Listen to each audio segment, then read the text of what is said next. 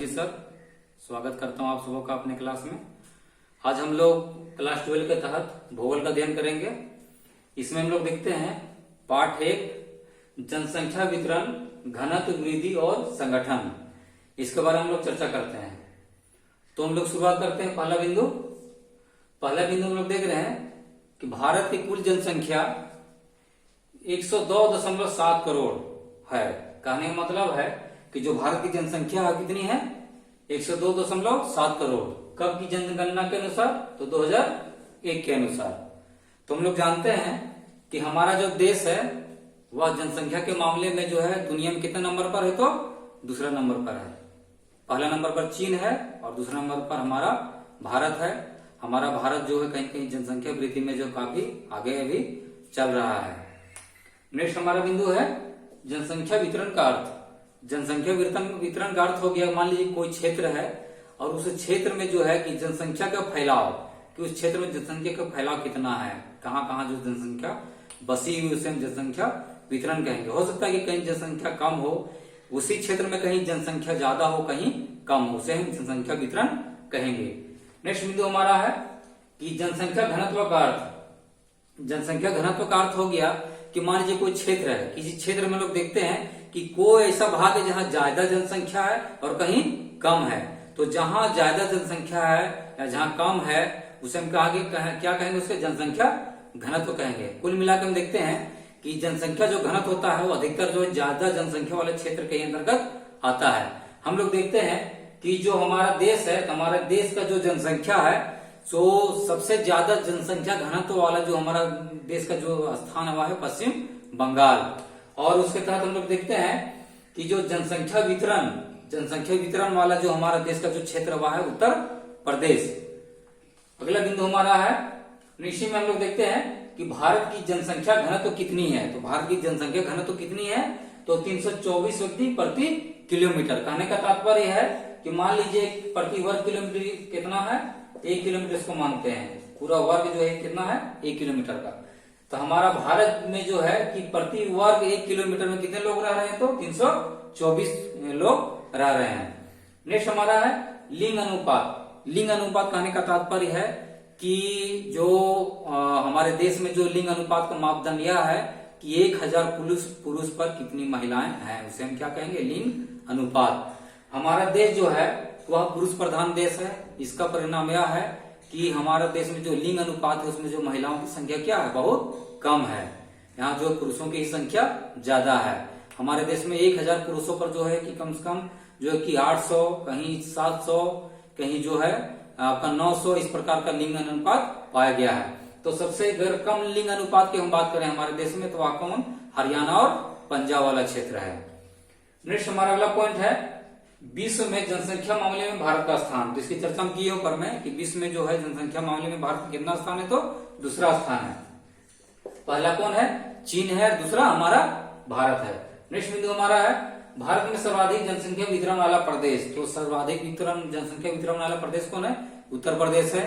उत्तर प्रदेश आखिर क्यों है? तो वहां का जलवायु, वहां का मिट्टी, वहां का मौसम, वहां का नगर, वहां का और भी जो अन्य चीजें हैं वह क्या है कि वहां के लोगों को रहने लायक उपयुक्त है, इसलिए वहां जनसंख्या वितरण क्या है?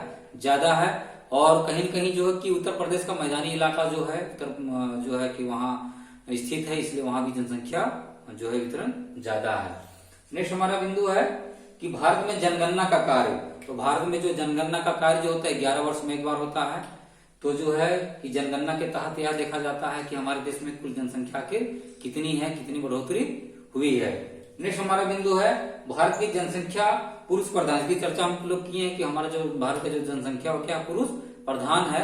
यहाँ हमेशा पुरुष का ही दबदबा रहा है, चाहे वैदिक काल हो या तो हमारा बाद का आने वाला काल हो, उस समय जो पुरुष का ही दबदबा रहा है। और पितृ सत्तात्मक समाज हमारा रहा है। महिलाओं को यहाँ किसी भी प्रकार की जो छूट नहीं दी गई है। तो उसकी परिणाम यह होगा कि हमारा जो समाज है उसमें किसका जनसंख्या ज्यादा है? तो पुरुषों का जनसंख्या ज्यादा है। नेक्स्ट बिंदु हमारा है आश्रित जनसंख्या। आश्रित जनसंख्या के तहत हम लोग देखते हैं वैसे लोग जो पूरी तरह अन्य लोगों पर निर्भर है, उसे हम आश्रित जनसंख्या कहते हैं। इसके तहत हमारा जो बीमार व्यक्ति है उसका वह आता है, जो वृद्ध व्यक्ति है वह आता है, जो बच्चे हैं वह आता है। ये जो तीनों है क्या कहलाते हैं? आश्रित जनसंख्या के तहत ये लोग आते हैं। नेक्स्ट बिंदु हमारा है जनसंख्या वृद्धि को प्रभावित करने वाले कारक। तो हम जानते हैं कि कोई भी क्षेत्र है, कोई भी देश है, जब तक जनसंख्या के अनुरूप वृद्धि के अनुरूप होगा, वहां का मिट्टी नहीं रहेगा, वहां का जलवायु नहीं रहेगा, वहां का जल नहीं रहेगा, वहां का वातावरण नहीं रहेगा, वहां का सामाजिक संस्कृति स्थिति नहीं रहेगा, वहां का पारिस्थितिकी केंद्र नहीं रहेगा, तब तक वहां जनसंख्या वृद्धि नहीं होगी।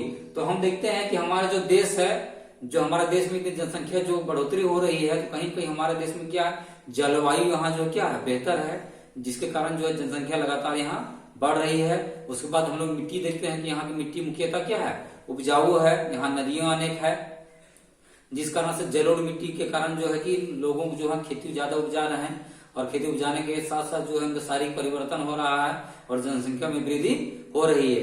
यहाँ उद्योग भी ज्यादा है, उद्योग के कारण जो है कि लोगों को रोजगार मिल रहा है, इस कारण जो जनसंख्या में वृद्धि हो रही है। इसके साथ साथ यहाँ जो है संसाधन ज्यादा है, संसाधन के तहत हो गया खनिज संसाधन हो गया, या तो जल संसाधन हो गया, मतलब ये चीज जो लोगों के काम में आए, उसके कारण जो है कि यहाँ जनसंख्या जो है लगातार बढ़ते चले जा रही है।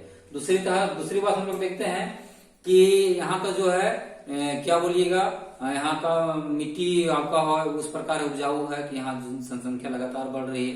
वातावरण है, यहाँ का जो है सांस्कृतिक सामाजिक जो स्थिति भी वह अनुकूलित है, जो लोगों को जनसंख्या बढ़ाने के लिए प्रेरित कर रहा है। सबसे बड़ा है जलवायु, जो हमारे देश की जलवायु है गर्म जलवायु है, जिसके कारण जो है लगातार जनसंख्या बढ़ोतरी हो रही है। क्योंकि गर्म जलवायु के कारण जो है कि यहाँ के जो लोग हैं वह क्या बोलेंगे बच्चा का जनन करने के लिए जल्दी परिपक्व हो जाते हैं, जिस कारण से जनसंख्या वृद्धि हो रही लगातार। तो हम लोगों ने देखा कि जो है कि कई ऐसे कारण है जिससे हमारे देश में जनसंख्या जो है वृद्धि लगातार हो रही है, और जनसंख्या का घनत्व जो है क्या बोलिएगा कि जनसंख्या एक जगह पर जो है ज्यादा केंद्रित हो रहा है, उसकी भी बढ़ोतरी हो रही है, जनसंख्या में वृद्धि भी हो रही है और जनसंख्या का संगठन भी हो रहा है। तो कुल मिला के हम लोग देखते हैं कि जो भारत की जो जनसंख्या है वह काफी तेजी से बढ़ रही है। आने वाले समय में एक चिंता का विषय है, जो है कि भारत की जनसंख्या पर रोकथाम लगाना आवश्यक है, नहीं तो यहाँ रोजगार की समस्या उत्पन्न होगी, यहाँ क्षेत्र की समस्या उत्पन्न होगी, यहाँ युद्ध हो सकते हैं, हिंसा हो सकती है, या भूमि के लिए झगड़ा हो सकता है, या हो सकता है कि कोई देश जो है कि जनसंख्या जब कहीं बढ़ जाता है तो वह दूसरे देशों पर क्या करता है, आक्रमण करता है, ताकि वहां हमारे लोग देश जाकर बसे, औपनिवेशी की स्थिति उत्पन्न हो सकती है। और जो है कि कुल मिला के कि किसी भी स्थिति में यह हितकारी नहीं है। तो आज का चैप्टर यहीं तक, जिस जो है पाठ है उसका अध्ययन आप लोग गहनतापूर्वक कर लेंगे, और जो भी समस्या हो उसकी चर्चा हम लोग फिर बाद में करेंगे। तब तक के लिए धन्यवाद।